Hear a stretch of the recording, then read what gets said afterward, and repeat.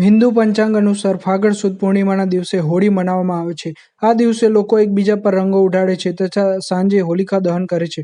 પરંતુ આ વખતે હોળી ધૂળેટી પર્વ પર ચંદ્રગ્રહણ સર્જાઈ રહ્યું છે. તેથી હોળીની પૂજાવિધિ અને હોલિકા દહનનો શુભ સમય આ મુજબનો રહેશે. 16મી માર્ચથી હોળાષ્ટકની શરૂઆત થાય છે અને ફાગણ મહિનાની પૂનમ તિથિની તારીખ 24મી માર્ચના સવારે 9:54 શરૂઆત થઈ અને સમાપન બીજા દિવસે 25 માર્ચ બપોરે 12:29 થશે. હોલિકા દહનનું શુભ મુહૂર્ત રાત્રે 11:13 થી લઈ અને 12:27 સુધી છે અને અભિજીત મુહૂર્ત જો તમે પરફેક્ટ લેવા માંગતા હોય તો બપોરે 12:02 થી 12:51 સુધીનું રહે છે. તો એની અંદર તમે વિષ્ણુ પૂજા કરી શકો છો, મહાદેવની પૂજા કરી શકો છો અને વિષ્ણુ પૂજાની અંદર તમે સ્પેસિફિક અબીલ, ગુલાલ અને કેળના ફળ ચડાવો તો વધારે લાભદાયી રહેશે. ભારતભરમાં ફાગણ સુદ પૂનમની તિથિના દિવસે એટલે ચાલુ વર્ષે 24 માર્ચ 2024ના રોજ સવારે 9:54 થી શરૂઆત થાય છે અને એનું સમાપન બીજે દિવસે 25મી માર્ચે એટલે કે બપોરે 12:29 સુધીનું હોળીનું મુહૂર્ત રહે છે અને ત્યારબાદ ધૂળેટીનો તહેવાર એટલે કે રંગોનો તહેવાર મનાવવામાં આવે છે.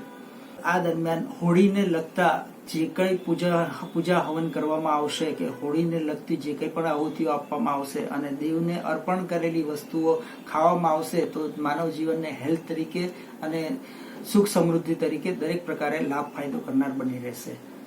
આગામી દિવસની અંદર અભિજીત મુહૂર્ત આપણે જો જોઈએ તો પંચાંગને અનુસાર સવારે બપોરે 12:02 થી બપોરના 12:51 સુધીનું શુભ મુહૂર્ત રહેલું છે. આ મુહૂર્તની અંદર દરેક શુભ પ્રસંગ કે શુભ કાર્ય તમે ધાર્મિક કાર્ય કરી શકો છો.